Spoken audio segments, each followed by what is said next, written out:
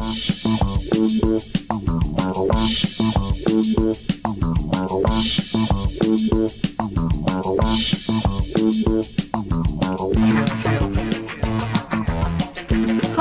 welcome to Inside the Moms Club, where being a mom is the coolest place to be. Here in the Moms Club, we believe that what embarrasses you now will make a great story later. And let's face it, you don't laugh sometimes, you're gonna cry. Join us in having a good laugh together. I'm Monica Samuels. You are now inside the Moms Club, your private destination for all things mom. Welcome, moms. Welcome to Inside the Moms Club. I'm your host, Monica Samuels, and I'm here with my co-host, Julie Orchid. Hello, Julie. Monica, it's so good to be back. It is good to be back in Los Angeles, here That's to right. record our podcast, which is so much fun. And you, I guess, are still in the midst of parenting a teenage girl. Man, it's been a week. Which I always like. I have two sons, so I live vicariously through Let me tell you about the drama Julie. Oh, there's of having there's a drama? teenage I girl. can't believe it. She's What drama? 17. She has a lot of fun. She's witty, but she's also sassy. And so this week, every time I go to shower, let me back up. I don't have this regular problem, but you know, we live in Texas. It's been awfully dry. And so sometimes bugs may come into our home. Imagine. Anyway, Not so my she house, keeps but- showering in my shower. She won't get out, and she refuses to go back in her bathroom. Okay. And I'm going to tell you why. Why would she refuse to go back? Now, I want to make a little clarification. I don't have bugs in my home. Well, I No, do have I'm an probably- occasional bug. I like might one. die from poisoning from the extermination stuff. But 'Cause yes. I'm very careful Well, not to I mean, have he bugs. comes like once a month. Anyway, honesty, a cockroach fell, she says, in her shower on her head, and she's traumatized for life. But I think this is silly. I mean, Okay. it's going on, and she refuses to go back to her I'm bathroom. going to defend her on this one. If a cockroach fell on my head in the shower, I would move to a new house. I would not let that. I mean, she's gone as far as saying, I'm going to take my allowance, which she doesn't get, and hire an exterminator. I was like, we have one. Like, you know, so anyway, it's been much drama all the way around. But raising kids is, you never know what's going on. well, that's a really different, Yeah, so now we're sharing a bathroom, and anyone who's ever raised a daughter, you know how that's working out. Not well. So, yeah, hopefully that she, you know, gets some hopefully strength to get over this. She might need some therapy. And maybe one of those little umbrella hats. Yeah, something. to wear I in don't her know. shower. Maybe you can figure out a Anyway. way to make.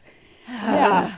I think you need to have a word with your exterminator. I don't That's know. Well, we fine. also have kids that graduated in 2020. We do. Yeah, and so and they're doing well, you know, but it didn't mean that there weren't bumps along the way.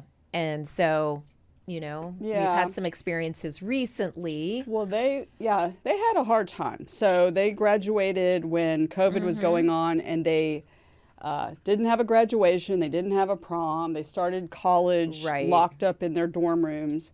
And it was all very difficult for them. But now they've graduated, and your daughter is working In Orlando at Universal, and so you know, just cranking it. And my son offered a job, and he's waiting for it to go through. So he's playing a lot of golf and getting himself mentally tough to he's your roommate right now. But you know, yes, he is a tenant at our home.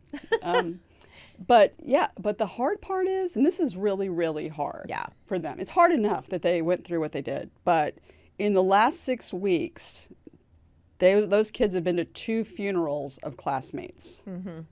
It's been super tough because it's a sad situation. It is very sad. And one of them, unfortunately, it was related to substance abuse. And I think the thing that really struck me the hardest all of it was just tragic. But I was at the funeral for the second boy, and I was talking to one of the other moms, and she said, you know, the last time I saw him was at the other kid's funeral, and I thought, that's the last time I saw him too. And it's been hard. It's been tough. But that is why I think it's great. We have a guest today that I think we can talk a lot about. She's going to But she's also a lot of fun too. So, I mean, you know, this is the show. We are about laughing too. So let's keep it Let's keep it fun too. We're going to keep it light. I love the title of her book. It is an important subject. Well, let me introduce her. Okay, and then I can't wait to talk about it. She has over 4 million followers on social media and was the winner of Oprah's Search for the Next TV Star. She immigrated from Croatia, where she lived during the war there, and she has since faced other life challenges, including divorce, single parenting, poverty, and mental health challenges. Mm-hmm. She is a prolific author. She's written 2 books, and her most recent book is called I Can Fix This and Other Lies I Told Myself While Parenting My Struggling Child. Please welcome Kristina Kuzmic. Welcome to the Moms Club, Kristina. Yes. We are so happy to have you here. Well, let's get a little bit of background. Now, first, before we get into the more serious stuff, let's talk about your career overall. First of all, so you immigrated, was the Croatian what was going on, and then you moved to the U.S., or how did you come to America? Yeah, so my dad got an opportunity to work at a, school, and so he was like, okay, we're going to go to the U.S. just to stay safe. And once the war is over, we're moving back. So it was never like a permanent move. And so eventually they all moved back. And I was in college by the time they moved back. So I stayed, and they're still back there, and I'm here. Oh, wow. Oh, wow. Well, then you have a beautiful place to vacation, because I can tell you that everybody I know wants to go to Croatia for their vacation. It's the best. I mean, now as a 45-year-old woman, I'm like, I didn't even appreciate it because, kids. Yeah. Totally. If you live somewhere beautiful, it's just normal. We don't know any different. But I go back regularly, and I love it. Yeah, that's awesome. I hear it's gorgeous. So, how did you get involved in entertainment? Because you won the reality contest, and now you do stand-up comedy. You do shows. You know what? Everything I've done in life has sort of happened unexpectedly. So I'm not sure who's controlling my life, but it's always something weird being thrown at me. I studied theater, and one of the reasons I studied theater in high school, I got into theater because I had a very thick accent. I talked like this. I, didn't dress cool like the American kids, and I didn't know the culture, and I was made fun of. And in theater, you can be as weird as you want, and you will belong. And so got into that, ended up studying that in college. And then, as many mothers do,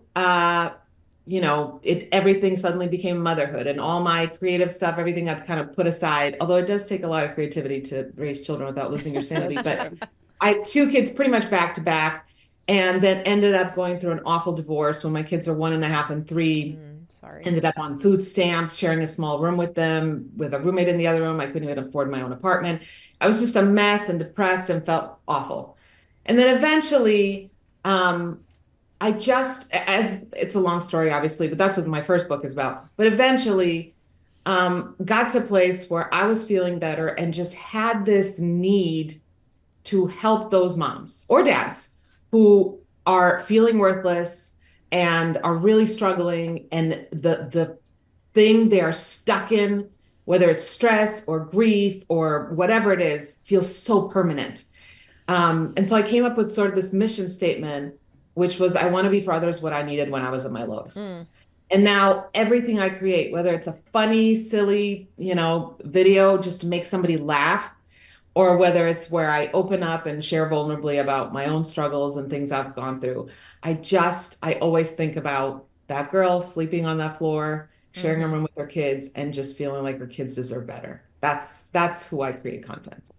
Well, you make it incredibly relatable. I will say that, and it's appreciated. And I have to tell you, the funniest part when I was watching some of your videos is the one where you basically have a baby shower for having a teenager, which I thought was hysterical because, the questions and everything. So I love your videos, first of all, because you keep them light and you keep it funny. And Monica and I love that. But we also, as far as the book goes, the title, you know what I mean? We are kind of like where I can fix this, right? So we all believe that, and you take that there is no such thing as perfection in parenting, for sure, or how to handle that. So basically, what I'd like to know is, did you get?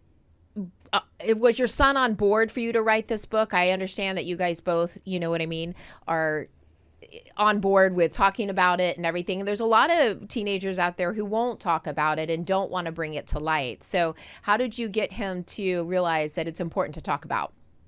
So a couple of things about that. One, I have had a rule ever since my, career started to grow that I would never say anything about my children without their full permission. I will Gotcha. not even tell you what my daughter ate for lunch today. Like, it will not happen. That's why you will very, very, very rarely, I think it's been years since I've done it, post a scene of video. A family photo on my social media because everybody has to approve it. Okay. So when my son started struggling, obviously, he had suicidal ideations. It was awful. I'm not going to be like, hey, by the way, can I post about this? So I didn't even ask, and I didn't post anything. Mm-hmm. And the interesting thing is, for my followers that have been with me forever, I've told them, look back on what I was posting during this year and this year and this year. And there's a common thread because I was posting what I needed to hear, right? So eventually, as he was starting to get a lot of help with therapy, medication, and all that, support groups actually are what helped him the most. And I remember driving back from a second residential center that he was in for mental health struggles. And it was a 9-hour drive home, and he had just spent 7 weeks there. And he mentioned something in the car. He said, what helped me the most, Mom, was hearing from other kids my age. Because kids are constantly hearing from parents and teachers and therapists, but there's something about hearing this. He was 17 when he said this to me. There's something about hearing another kid describe how you're feeling. And all of a sudden you're like, oh, I'm not crazy. I'm not weird. Right. Okay. And oh my goodness, we're allowed to talk about this out loud? Like, what?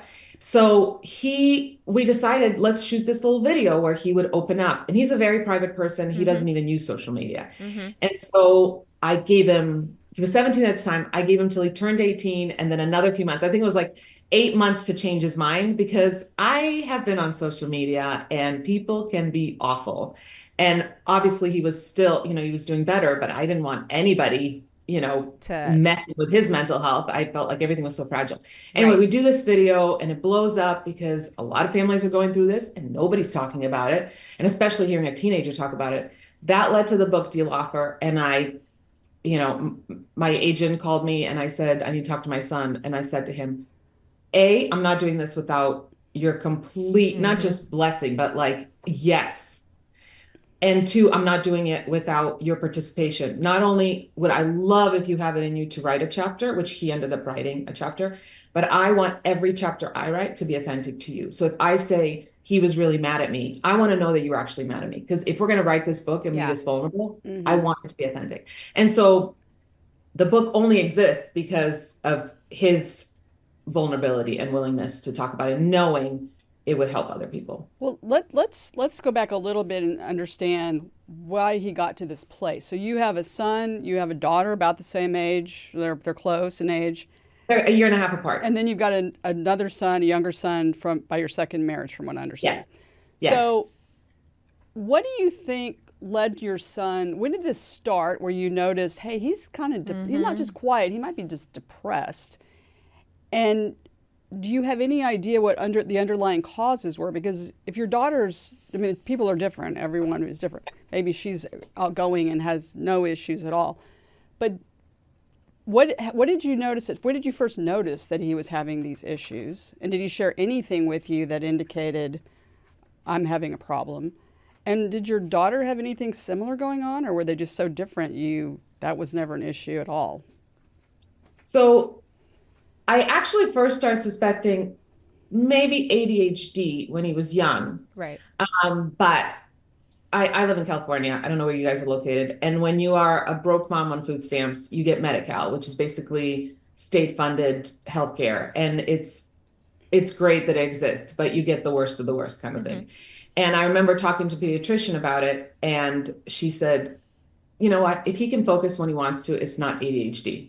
Which, by the way, now we know that is not the case. That is not true. Yeah. But at the time, that's what I was told. So I sort of dismissed it and just noticed he would be frustrated easily about stuff. But again, I thought that's just his personality.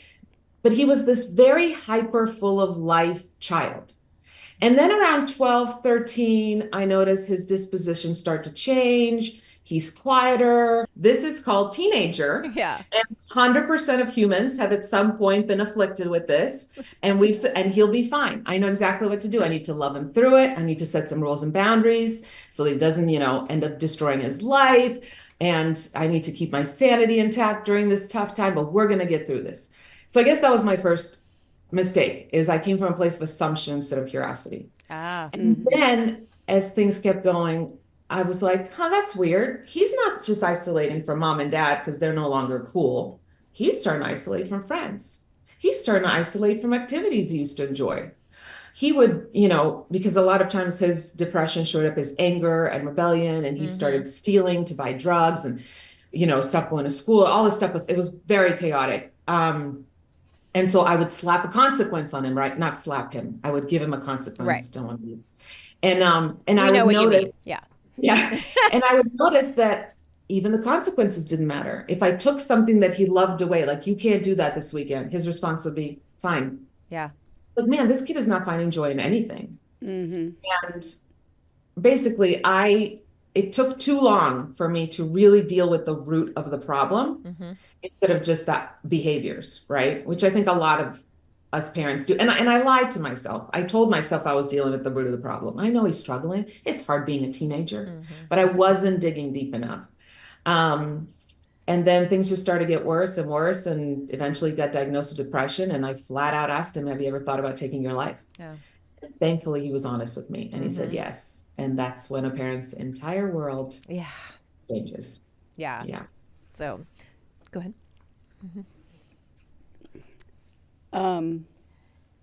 Do you think that was like physiological, or was he having issues with kids?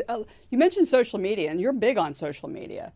Yeah. So do you think that, because a lot of things that happen right now, they're blaming on social media, and that bullying with other kids, was there that going on? Or do you think it was just more of a physiological thing that was going on with him, and that's what? Yeah, I think a big part of it was physiological. I mean, brain chemistry, right? And again, he was eventually diagnosed with ADHD, and not having diagnosis for that for so many years.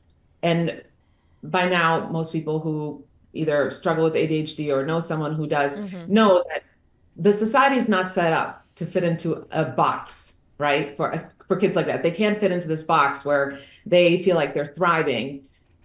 Things have to be a little different. And we have to understand kids with ADHD a little differently instead of expecting them to just follow a certain model. So I think there was frustration growing through that, and not getting support for it.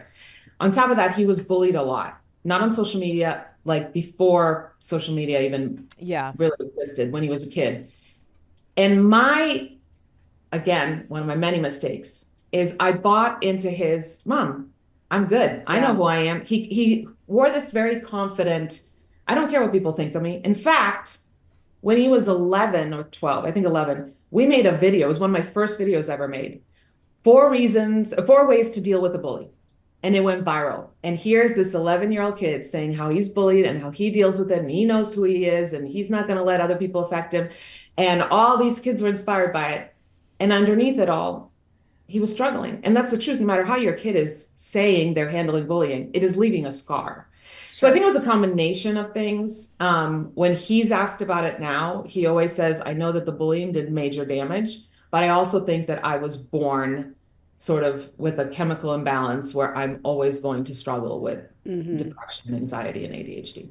I think one thing about the substance abuse part too, I think one thing that he said to you, which was really telling with like a lot of parents whose kids deal with substance abuse, when he said, well, if I'm thinking about killing myself, isn't it better to take something that makes me feel better?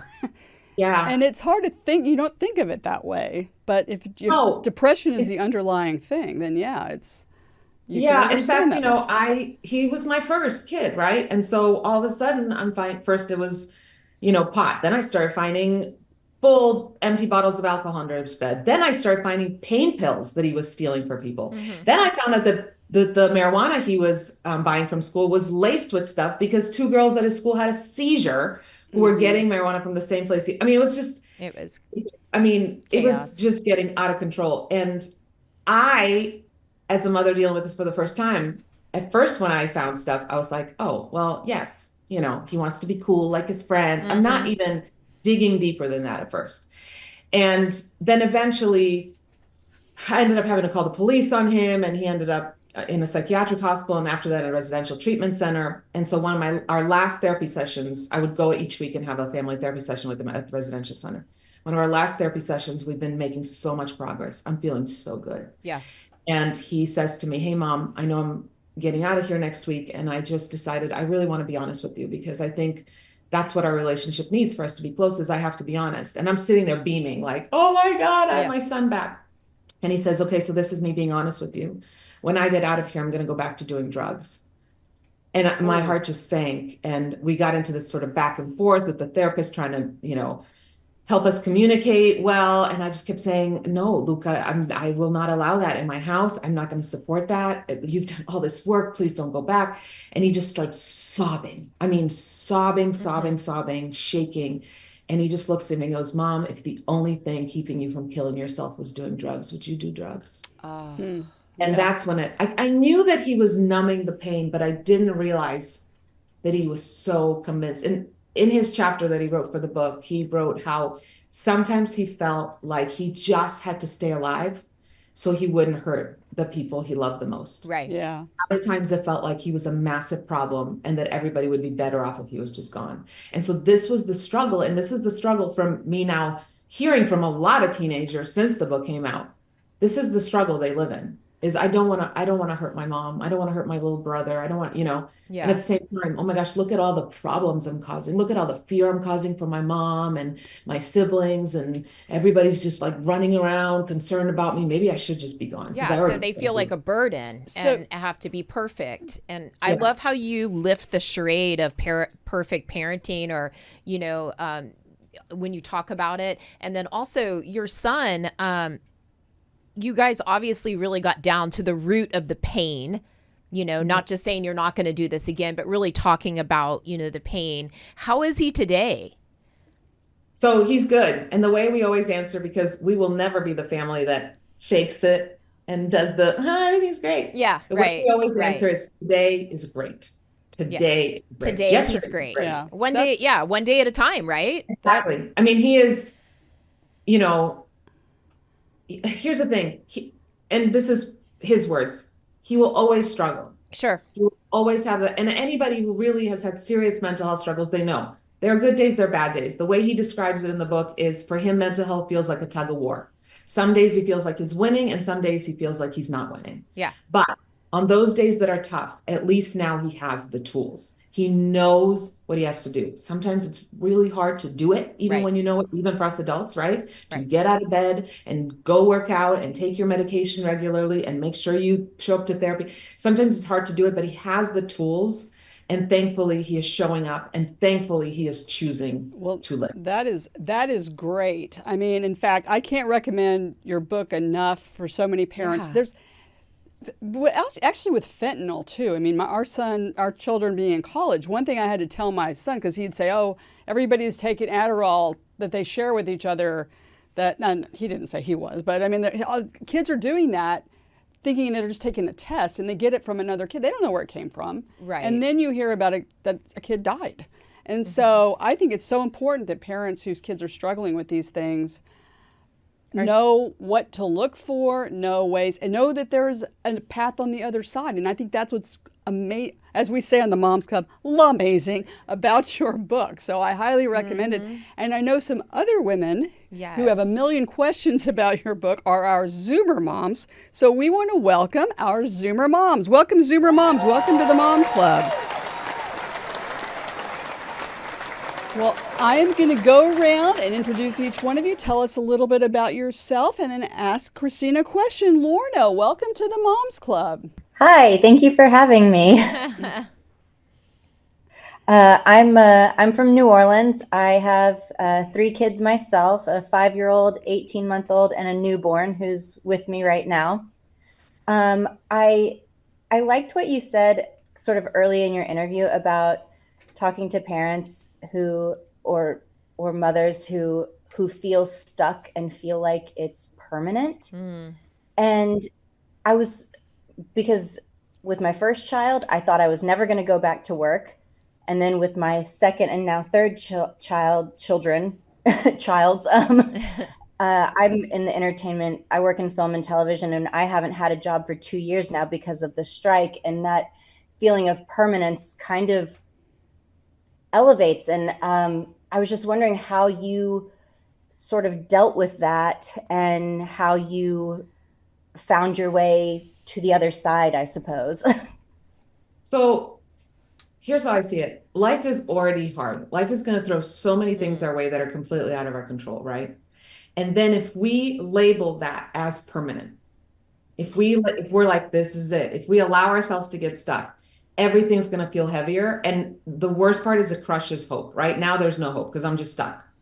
So what I did actually before my son ever started struggling, this is back when I was a single mom, I decided that I would add the words right now to anything that felt frustrating and hard in my life. And I've continued that. So whether it's, I am not getting any sleep right now because my baby keeps crying throughout the night, right now. My teenager acts like he hates me right now. I am waking up 15 times a night and checking on my kid to make sure that he hadn't taken his life right now. I can't get my job back. I'm stuck at home and I just need a creative outlet. I need to get back to my career, but I feel so stuck with this right now. Whatever it is, even if it's a loss, people always say, well, for example, death is permanent. Yes, but the grief I feel where I can't get out of bed is right now. And for me, just that mindset of adding the right now was a constant reminder that life is a string of phases, and some phases suck. They just suck. Yeah. And not everything is immediately fixable, but it's a phase, and your right now is not your permanent. And so I don't know if that helps at all, but for me, it was just it sort of made me, it just helped me feel unstuck. It helped me be able to take a breath and go, life is a string of phases, not loving this phase, but the next one's coming. Wow, Kristina, I've done this show for a while with Monica, and I can honestly say, with you having, Lorna, 3 children that are a very young age and lots of things swirling in your head, if you can just remember those 2 words right now. Yeah. You don't have to remember a whole book or anything, but Kristina, thank you for That that is because great. I'm going to use it myself. That is great advice. Yeah. You know, you did win Oprah's Next Star. Are you sure you're not the next Oprah? Yeah, I are you mean, sure that's about really that? good advice. Yeah. I mean, I'm inspired, but I think that's really, really good advice because, yeah, even all of us, I mean, things are happening right now that we're kind of like, oh, this is so great.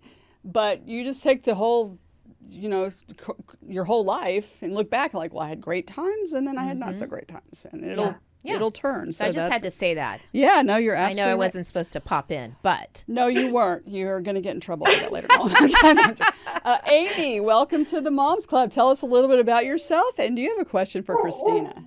Well, now I have a dog barking at me. Sorry about that. I'm from Houston, Texas, and I'm a little bit past the teenage phase. Both of mine are in their 20s. And both of them, well, one is finishing up graduate school and the other one is already out of graduate school and is in nursing. So I will say to all of you, it does get better because they do leave home and mine are successful. So that means anybody can do it. So that said, one of the things I was interested in is when you were going through all of this, and even with as much as you have going on now, how do you take time for yourself? Good Yeah. question. So I'll tell you a quick story, which was very life-changing for me. My 40th birthday was coming up.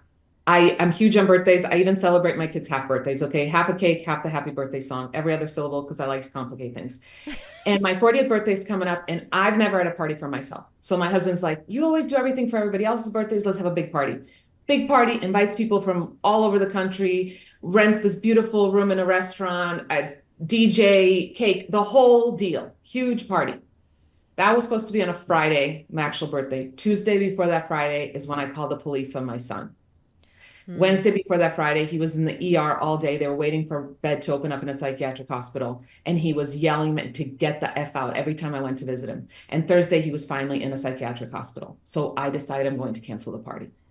And reluctantly, well, my husband and my mother-in-law basically convinced me to go through with this because they're like, there's no visiting hours at the hospital during that time when the party's going to be. What are you going to do if you don't go? Yeah. You're just going to sit home and cry and worry. So just do it. So reluctantly, I decide, okay, fine, I'll go through with this party. I show up to the party. I'm miserable. I'm trying not to cry. I'm trying to be happy for everybody else. By the end of the evening, a friend pulls me onto the dance floor and I let loose. And I'm dancing and I'm dancing and I'm dancing and I'm just loving it. And it felt really, really good. And right after it felt really, really good, it felt really, really bad. Because what kind of a mother has a party for herself and dances while her kid is in a psychiatric hospital wanting to die? Months later, I'm talking to one of my best friends and I'm telling him, I can't shake the guilt. I cannot shake the guilt. I cannot believe what an awful mother I am that I went through and I had that party while my son was suffering and in a psychiatric hospital against his will. Like, what is wrong with me? I will never shake this guilt. And my friend looks at me and goes, Kristina, you did him a favor. I was like, what? And he said, back when I was in high school and I was struggling and I felt depressed, I knew I'd put my mom through a lot. And if on top of all of that, I knew she had canceled something she was really looking forward to because of me, I would still carry that guilt today. By going through with that party, you gave Luca one less thing to feel he destroyed. And that was life-changing for me because I realized that I had convinced myself that if my children are suffering, struggling, needing me, whatever, then that means that I have to suffer, struggle as well, because that's the only way to show my love and empathy, right? I had to put myself back and not take care of myself until they were okay. And what Zach helped me realize that day, my friend Zach, is that that is a hell of a lot of pressure to put on someone. And I should never, ever feel guilty for taking care of the most important person in my child's life. And that's me. And later on, when we were writing the book, I asked my son, I said, by the way, do you know that I had that party and everything? And the look on his face, he said, Mom, thank you for doing that and not canceling because I would still feel guilty today. He said exactly what my friend predicted he would say. So I think that's the first step with mothers, especially who are, how do I take care of myself? The first step is get rid of the freaking guilt. Get rid of the guilt, because that is why parents are not taking good care of themselves, because they're allowing that guilt to stand in the way. Take care of you first and never feel guilty about it. You are doing your child a favor. And then the next step is figure out what that means for you. What does that mean for you? And it's different for everybody else, for everybody. But figure out what is that thing that feeds your soul and that makes you feel alive. And, that makes you go, okay, I've been running around going, is everybody okay? Does everybody have what they need? I'm going to ask myself every day, am I okay? Do I have everything I need? Amen. That's great. That's awesome. awesome. That's great advice. Okay. Christy, welcome to the Moms Club. Tell us a little bit about yourself, and do you have a question for Kristina? Yes, I do. Thank you so much. My name is Christy Copley, and I am also a mother of two teenagers. I have an 18-year-old and a 15-year-old, but I also run a nonprofit preschool program. And my question is really more about what your platform will be like on your new show. And I also want to thank you because I feel like, especially for all of the young moms, Lorna included, I'm sure, social media can be such a trap. And I feel like so many times people on platforms make it look like everything is perfect all the time. And, being real moms, we know that that's just not the reality. And I've been in the field of early childhood for almost 30 years, and I feel like I'm seeing such a huge increase in even the early years for mental health struggles with children. So I think that you have a great opportunity here to do a lot of good and to help a lot of families. And I'm just curious if you have any ideas what your platform will look like moving forward. I mean, my platform will never change because my mission statement stays the same. I want to be for others what I needed when I was at my lowest. Yeah. So if you read any of my books or go to my comedy shows or watch my videos, you will see one common thread. I will never paint myself, my children, my marriage, motherhood, my life, my house, anything as perfect. I think we are doing people a disservice when we do that on social media. And even people without a big following do it. And I get it because the society has brainwashed us to think that being perfect makes you more lovable and being perfect makes you more accepted and anything else is just not good enough. And that's not true because we are all, and the problem, one of my biggest problems with that is that by doing that, we are sending other people a message that when you mess up, you're inadequate. No, when you mess up, you're human. my goodness, the amount of times I've had to apologize to my children and will continue to, not because I'm inadequate, not because I'm a bad mother, but because I'm a human who is still learning and growing. Parenthood, just like childhood, is full of growing pains.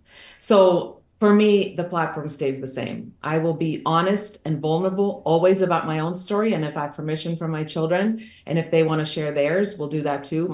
In the new book, in fact, I write about how trying to support my son almost destroyed my marriage. And my husband was gracious enough to let me share that and how we survived it. So I am all about real life and, real humanity and nothing fake.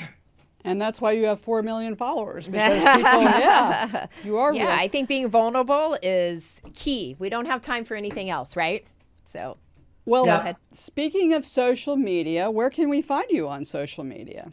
Where can At Kristina with a K, last name Kuzmic. I'm on Instagram, Facebook, YouTube, and then on TikTok. Somebody stole my name, so I'm at Kristina Kuzmic. Well, that's not right. Yeah. well, become the 4 million #1 follower. Yeah, right. Well, thank you so much for joining us. And I just want to share that the reason Julie and I are here so bright-eyed and bushy-tailed, as they say, is because we use New Calm, which is an amazing app. It's spelled NUCALM. It helps you sleep better, focus better. Keeps me calm. It keeps Julie calm, which is something that's so important for a successful show. And if you put Mom's Club in the code at checkout, you will get 15% off every month of your subscription, not just the first month. Yeah. So check out New Calm for sure, and check us out on social media at Inside the Moms Club. We are on TikTok, YouTube. No one's stolen us yet, thank goodness. Instagram, Facebook, we're everywhere you can find social media. Yeah. So thank you again so much. And I can't believe this time just goes by so fast. It always does. But we'll be back next time with celebrities and extraordinary moms just like you. Thank you so much for joining us. Remember our Moms Club motto. And just so you know, Kristina does do comedy too. We got a little on this, but she's hilarious. So check her out there too. Because what's our motto, Julie? If you don't laugh sometimes, you are gonna cry. You're gonna cry. So keep laughing, moms. We'll see you next time inside the Moms Club.